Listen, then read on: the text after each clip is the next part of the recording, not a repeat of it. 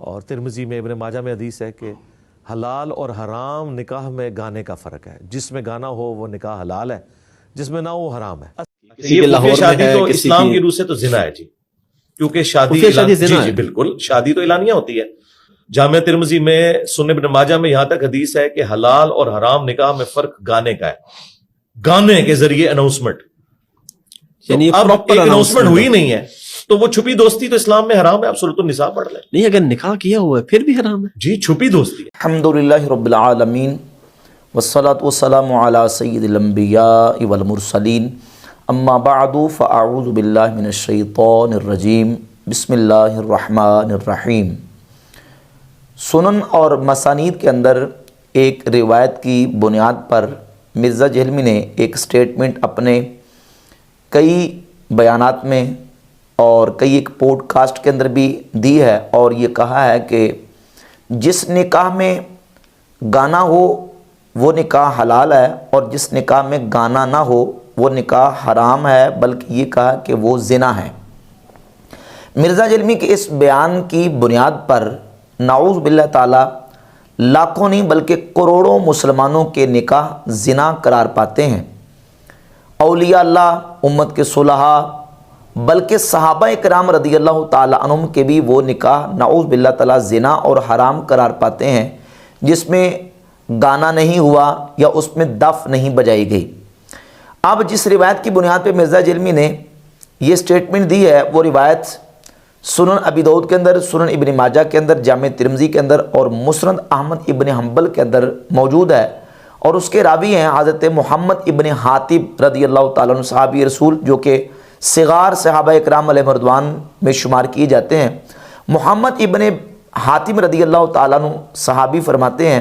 کہ رسول اللہ صلی اللہ علیہ وآلہ وسلم نے ارشاد فرمایا، فصلوا ما بین الحلال والحرام الصوت فی النکاح والدف۔ مختلف الفاظ کے ساتھ یہ حدیث کتب احادیث کے اندر مروی ہے کہ نکاح کے موقع پر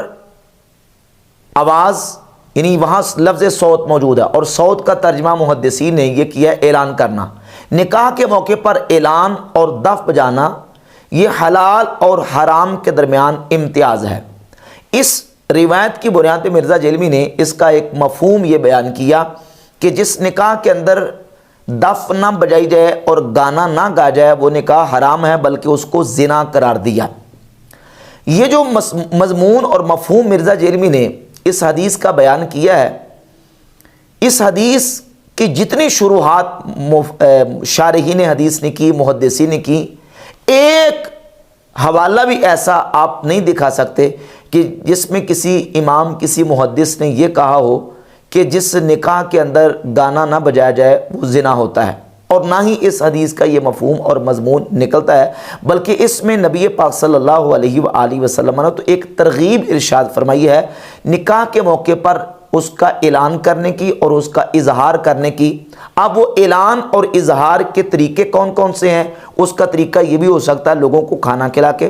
لوگوں کو جمع کر کے، ان کا اجتماع کر کے، ان کو کھانا کھلا کے، ان کو ایک دوسرے کو مبارک دے کے، اور مباح قسم کے اشعار پڑھ کے یا دف بجا کے، یہ سارے طریقے ہیں اعلان اور اظہار کے۔ اگر یہ مضمون لیا جائے کہ نکاح کے موقع پر اگر گانا نہ گایا جائے اور دف نہ بجائی جائے تو وہ نکاح حرام ہوتا ہے یا وہ زنا قرار پاتا ہے، نعوذ باللہ تعالیٰ، تو العیاذ باللہ تعالیٰ اس سے تو لاکھوں کروڑوں مسلمانوں کے نکاح زنا قرار پائیں گے، بلکہ صحابہ کرام علیہ رضوان کے نکاح بھی زنا قرار پائیں گے جن نکاحوں کے موقع پر گانا نہیں بجایا گیا اور دف نہیں بجائے گی۔ بلکہ نبی پاک صلی اللہ علیہ وآلہ وسلم کے جب ہم نکاحوں کو دیکھتے ہیں، آپ صلی اللہ علیہ وسلم کے جو عقد ہیں ان کو دیکھتے ہیں، تو نبی پاک صلی اللہ علیہ وآلہ وسلم کے کسی عقد پر گانا بجانا یا اس طرح کے معاملات جو ہیں ان کا ثبوت ہمیں نہیں ملتا، بلکہ آپ صلی اللہ علیہ وسلم کا جب سیدہ زینب رضی اللہ تعالی عنہا کے ساتھ نکاح ہوا، صحیح مسلم کے اندر 3502 نمبر حدیث ہے، نبی کریم علیہ السلام کا نکاح چونکہ اللہ رب العزت نے فرمایا سورۃ الاحزاب کی آیت نمبر 37 میں ہے، زوجنا، کہا کہ اے حبیب پیارے ہم نے آپ کا ان کے ساتھ نکاح کر دیا، یعنی حضرت زینب رضی اللہ تعالیٰ عنہ کے ساتھ۔ تو نبی پاک علیہ السلام کو ہی معلوم تھا کہ اللہ رب العزت نے میرا حضرت زینب کے ساتھ نکاح کر دیا۔ صحیح مسلم کی 3502 نمبر حدیث کے اندر موجود ہے کہ فدخل علیہا بغیر اذن، نبی علیہ الصلوۃ والسلام حضرت زینب کے حجرہ میں تشریف لے گئے ان کی اجازت کے بغیر، آپ صلی اللہ علیہ وآلہ وسلم ان کی اجازت کے بغیر ان کے حجرے میں تشریف لے گئے، اور آپ صلی اللہ علیہ وآلہ وسلم نے ان کو بتایا کہ اللہ رب العزت نے میرا آپ کے ساتھ نکاح کر دیا۔ صحیح مسلم کی 3502 نمبر حدیث ہے۔ اور پھر رسول اللہ صلی اللہ علیہ وآلہ وسلم نے صبح صحابہ اکرام علیہ رضوان کو خبر دی اور صحابہ اکرام کو جمع کیا اور پھر ان کو کھانا کھلایا، ان کی دعوت فرمائی۔ یہاں نہ کوئی دف بجی، نہ کوئی گانے بجائے گئے اور نہ کوئی گانے گائے گئے۔ رسول اللہ صلی اللہ علیہ وآلہ وسلم کے اس نکاح کے موقع پر صحیح بخاری کے اندر 2048 نمبر حدیث ہے، سیدنا عبد الرحمن ابن عوف رضی اللہ تعالیٰ عنہ صحابی رسول نے نکاح کیا، نبی پاک علیہ الصلوۃ والسلام کی بارگاہ اقدس میں آئے اور حضور نے دیکھا کہ ان کے جسم یا ان کے کپڑوں پر زردی کے کچھ نشانات ہیں، تو رسول اللہ صلی اللہ علیہ وسلم کی بارگاہ اقدس میں انہوں نے عرض کی کہ حضور میں نے نکاح کر لیا۔ اب انہوں نے وہاں کوئی جو نکاح کا ہوتا ہے کہ نکاح کے موقع پر کوئی دف بجانا یا نکاح کے موقع پر کوئی جو ہے وہ گانا بجانا، اس طرح کا کوئی معاملہ ان سے ثابت نہیں۔ نکاح کے ارکان میں سے گانا بجانا یا دف بجانا یہ رکن ہے ہی نہیں۔ نکاح کے 2 رکن ہیں، ایجاب و قبول اور حضور شاہدین، یعنی گواہوں کی موجودگی میں ایجاب و قبول ہو جائے جو کہ ارکان ہیں نکاح کے، وہ پائے گئے تو نکاح منعقد ہو گیا، نکاح صحیح ہو گیا۔ اب اس کے لیے آگے حدیث میں حکم ہے اس بات کی ترغیب کا کہ جب تم نے نکاح کرنا ہے تو نکاح کے موقع پر تم نے اس کا اعلان اور اظہار کرنا ہے، کھانا کھلا کے، جس طرح کہ حضرت عبد الرحمن بن عوف کو نبی علیہ الصلوۃ والسلام نے فرمایا اولم ولو بشاتن، کہ ولیمہ کرو چاہے ایک بکری ہی کیوں نہ ہو، لوگوں کی دعوت کرو، لوگوں کو بلاؤ اور لوگوں کو جمع کرو اور ان کو دعوت دو۔ نبی پاک صلی اللہ علیہ وآلہ وسلم نے اس بات کی ترغیب دی ہے، لیکن نکاح کے موقع پر گانا بجانا یا یہ ہے کہ دف بجانا، اس کو نکاح کا رکن قرار نہیں دیا گیا، نکاح کا واجب یا فرض قرار نہیں دیا گیا، بلکہ ترغیب ارشاد فرمائی گئی ہے کہ تم نے نکاح کے موقع پر اس کا اعلان اظہار کرنا ہے۔ اب اعلان اور اظہار کے کئی ایک طریقے ہیں، اور ان میں سے ایک طریقہ ہے لوگوں کو دعوت دے کے، لوگوں کو جمع کر کے، لوگوں کو بلا کے اور مباح قسم کے اشعار پڑھ کے لوگوں کو مبارکباد دے کے، یہ سارے طریقے نکاح کے اعلان اور اظہار کے ہیں۔ اور یہ جو حدیث ہے کہ فصل ما بین الحلال والحرام الصوت فی النکاح والدف، یعنی نکاح میں آواز بلند کرنا اور دف بجانا، یہ نکاح کے موقع پر حلال اور حرام کے درمیان امتیاز ہے، یہ فرق کرتا ہے۔ یعنی جب زنا ہوتا ہے تو زنا کو چھپا کر کیا جاتا ہے، تو نکاح میں ایک امتیاز پیدا کرنے کی ترغیب ارشاد فرمائی گئی کہ تم نکاح کے موقع پر اس کا اعلان اور اظہار کرو۔ امام محدث ملا علی قاری مشکات المصابیح کی شرح مرقات المفاتیح میں موجود 3153 نمبر حدیث، اسی حدیث کی شرح میں لکھتے ہیں لیس المراد اللہ فرق بین الحلال والحرام فی النکاح الا ھذا الامر، کہتے ہیں کہ صرف یہ امر ہی حلال اور حرام کے درمیان فرق نہیں ہے، فإن الفرق یحصل بحضور الشہود عند العقد، فرماتے ہیں بلکہ عقد کے وقت گواہوں کا موجود ہونا، اس سے یہ فرق حاصل ہو جاتا ہے۔ بل المراد الترغیب الی اعلان امر نکاح، بلکہ اس میں امر نکاح کے اعلان کی ترغیب ہے، بحیث لا یخفی علی الاباعد، اس حیثیت سے کہ جو دور والے لوگ ہیں ان پر یہ چیز مخفی نہ رہے بلکہ ان پر یہ ظاہر ہو جائے کہ نکاح ہوا ہے۔ فالسنۃ اعلان النکاح بضرب الدف واصوات الحاضرین بالتہنیۃ او النغمات فی انشاد الشعر المباح، فرماتے ہیں کہ سنت یہ ہے کہ نکاح کا اعلان کیا جائے دف بجا کر یا حاضرین کی آوازوں کے ساتھ تہنیہ یعنی مبارکباد دے کے یا مباح قسم کے اشعار گا کر اس طریقے سے اعلان کیا جائے۔ وفی شرح السنہ معناہ اعلان النکاح واضطراب الصوت بہ والذکر فی الناس، کہتے ہیں کہ امام بغوی جو کہ شرح السنہ کے مؤلف ہیں، انہوں نے کہا کہ اس حدیث کا معنی یہ ہے، اس کا معنی یہ ہے کہ نکاح کا اعلان کرنا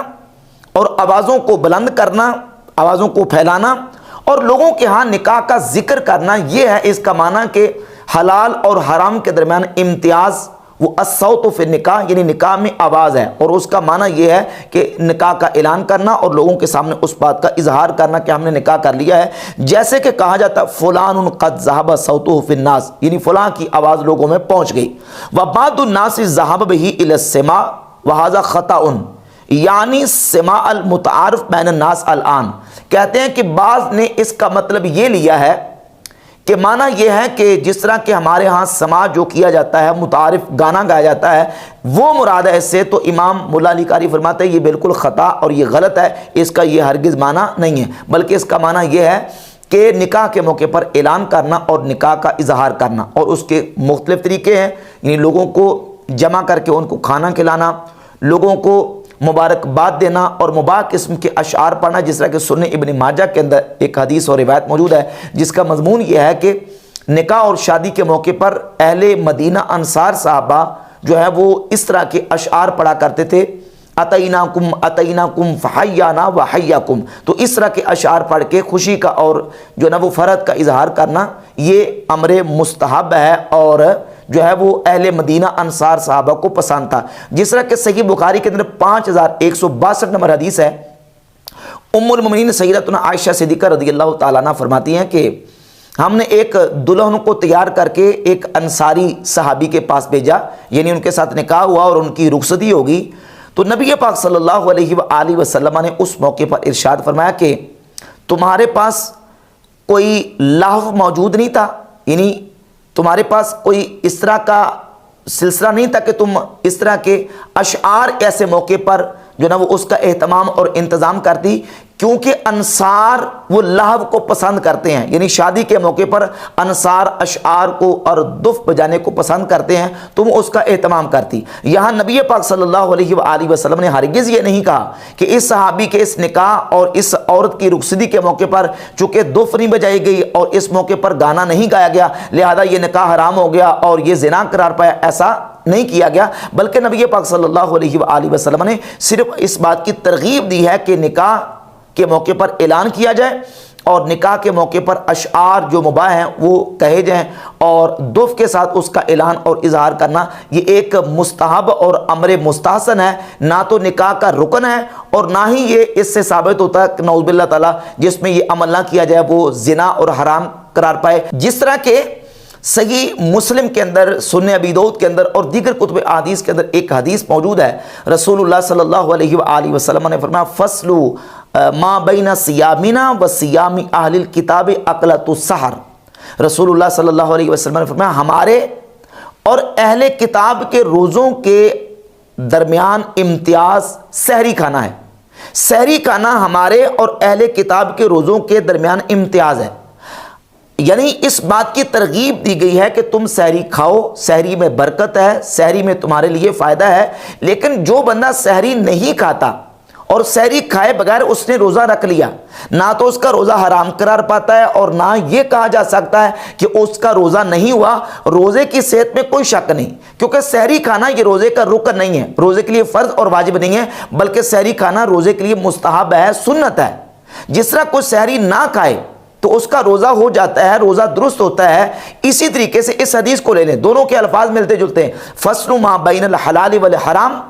یہ حدیث کے الفاظ ہیں، اور دوسری حدیث کے الفاظ ہے کہ فصل ما بین صیامنا و صیام اہل الکتاب، ہمارے اور اہل کتاب کے روزوں کے درمیان امتیاز یہ ہے کہ سحری کھانا، اور فرمایا کہ حلال اور حرام کے درمیان امتیاز وہ نکاح کے موقع پر اصوات کو یعنی آوازوں کو بلند کرنا یعنی اعلان کرنا ہے، تو اعلان کرنا مستحب ہے اور اس کی ترغیب دی گئی ہے، لیکن اس کا یہ مطلب نہیں ہے کہ اعلان کرنا یہ نکاح کا رکن ہے، یا جس میں اعلان یا اس طریقے سے گانا نہ گایا جائے یا جس میں جو ہے نا وہ دف نہ بجائی جائے تو وہ زنا اور حرام قرار پائے، اس حدیث کا یہ مطلب ہرگز نہیں ہے۔